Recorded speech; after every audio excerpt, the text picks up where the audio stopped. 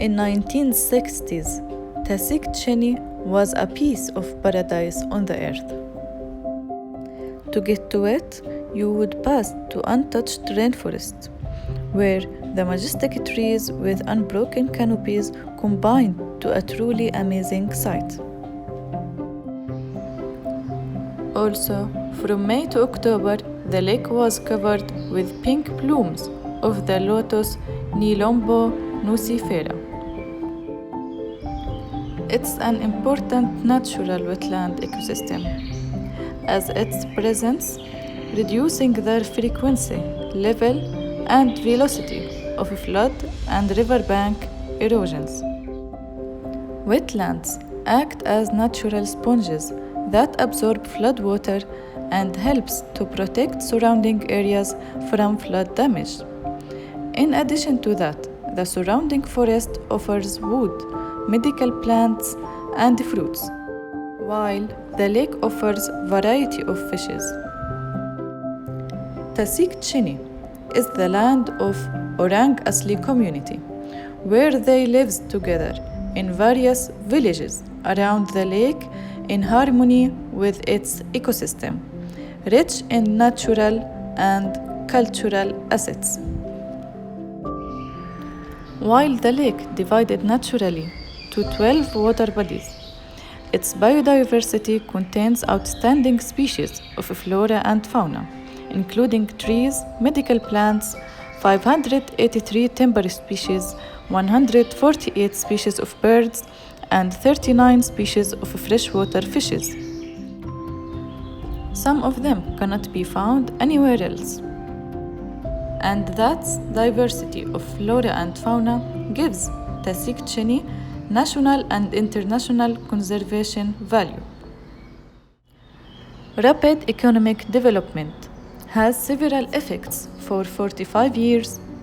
Logging, plantation, and mining activities have resulted in significant land use change within the catchment area of the lake. Logging has destroyed the primary forest area, so forest covered Chini catchment declined from 5,270 hectares in 1984 to 4,410 hectares in 2002. Convert a primary forest to a secondary forest began before 1990, with 60% of the catchment area already logged. The conversion of the forest to monocrop plantation, mainly oil palm, has rapidly affected the lake ecosystem. Pesticides, chemicals, and fertilizers have contaminated the lake. The increase in phosphate concentration is attributed to runoff from agriculture areas. Because of the construction of the water dam, the water is stagnant and all the junk are trapped in the lake.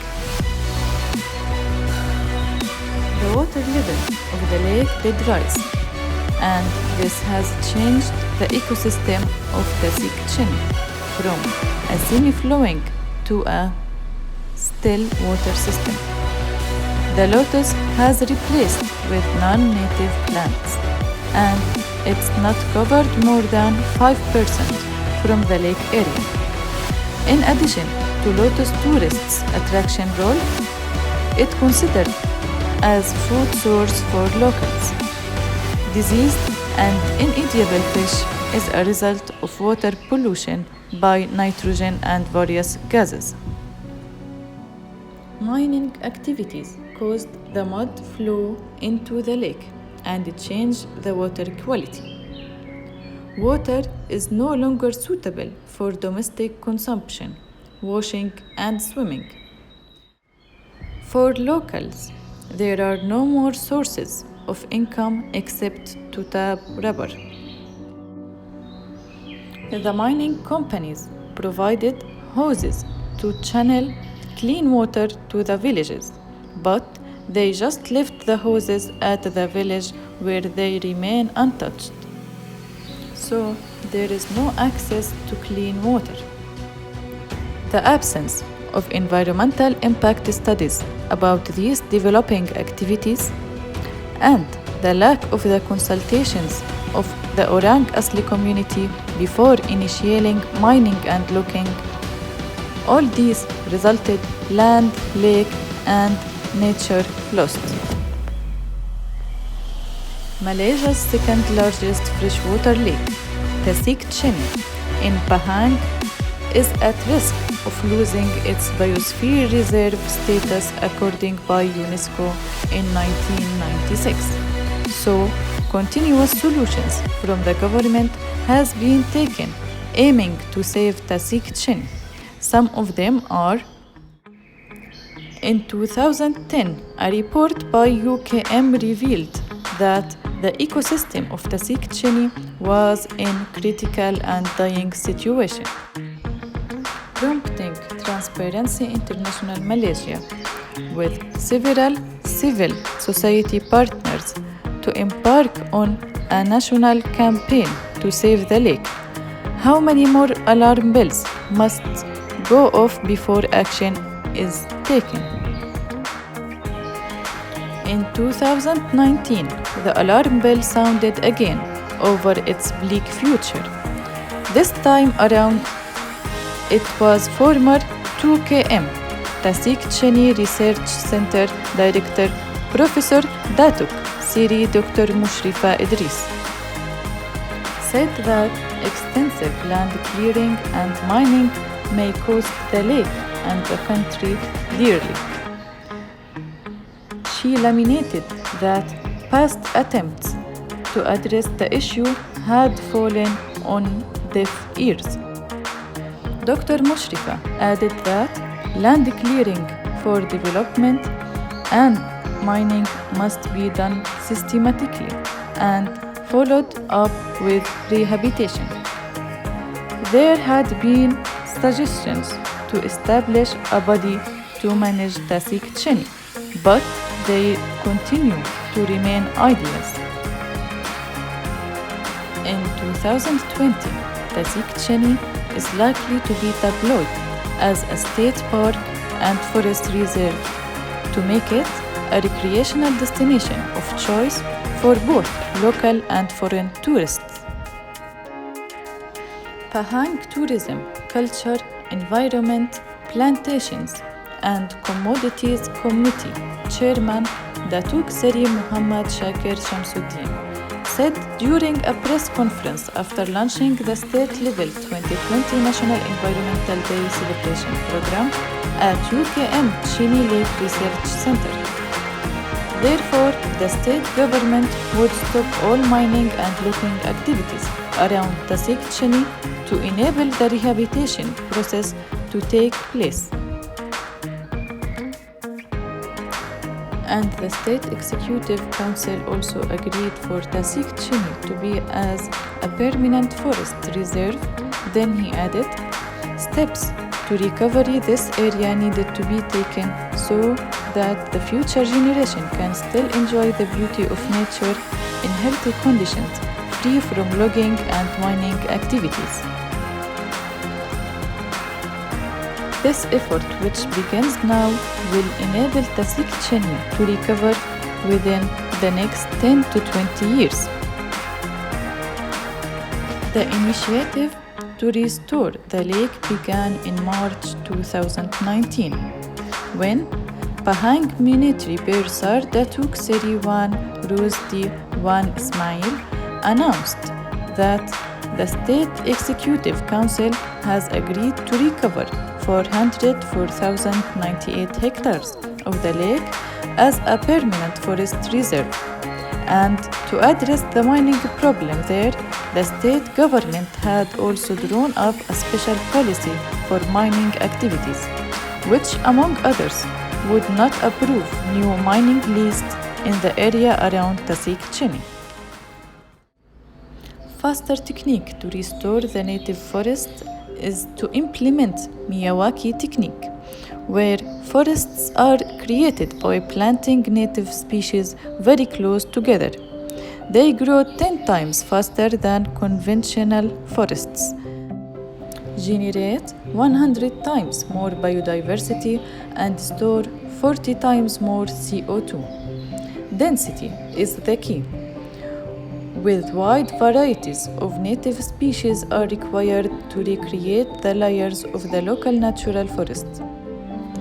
While various native species of plants are planted close to each other, so that the plants receive sunlight only from the top and grow upward instead of sideways. As a result, the plantation becomes 30 times denser, grows 10 times faster, and becomes maintenance-free after a span of 3 years. And this attracts local pollinators, snails, and amphibians.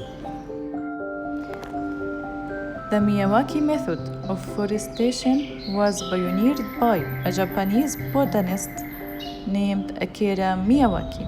He set about planting 170 forests throughout Asia and the world. Now, the idea is catching on in Europe as well.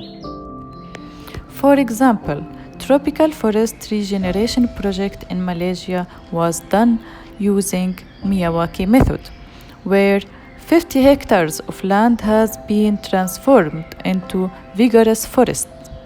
The site chosen for the project is in Malaysia, Sarawak state. The priority was to gather seeds, especially those of the Dipterocarpiaceae trees, that would become the primary timber of the forest. Over the next 4 years, about 500,000 seedlings of 92 species were cultivated.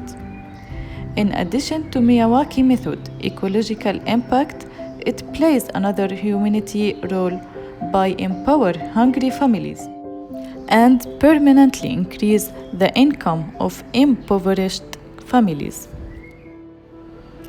On the other hand, it would be more logically if the billions of ringgit that spent to rejuvenate River of Life in Kuala Lumpur wisely used to survive Tasik Chini, with suitable water filtration stages to achieve clean and clear water bodies that could be used for daily domestic consumption. Control water level to give lotus a chance to emerge and shine again, and prepare suitable conditions to attract various fish species again. To wrap up, while Orang Asli people admire their land, look at the pain in their eyes. They said, "We are unsatisfied of this situation," but their impact considered not strong enough because they don't have knowledge power to stop the lotus massacre, for instance. The Malaysian government do not hesitate to find solutions as mentioned before and still try to save Tasik Chini, but unfortunately none of the solutions worked effectively, and the question is why. I believe that the strategy should turn upside down and a new way of thinking needed here. No more parallel lines between government efforts and Orang Asli community. To see results, those two lines should cross together. Simply, native problem could not be solved by exotic experts. Knowledge revolution is the core of the issue. By empower Orang Asli young generation with knowledge, the solutions and further development plans will emerge from inside as they are the target group, and no one will know their land better than them. A cooperation between government and Orang Asli people absolutely will come with practical, effective, long-lasting solutions to see Tasik Chini vibrant and alive as before. This national treasure and heritage is an inheritance better than money. It cannot be stolen if we strive to preserve it. However, it can be lost or forgotten by the choices that we make. Thank you.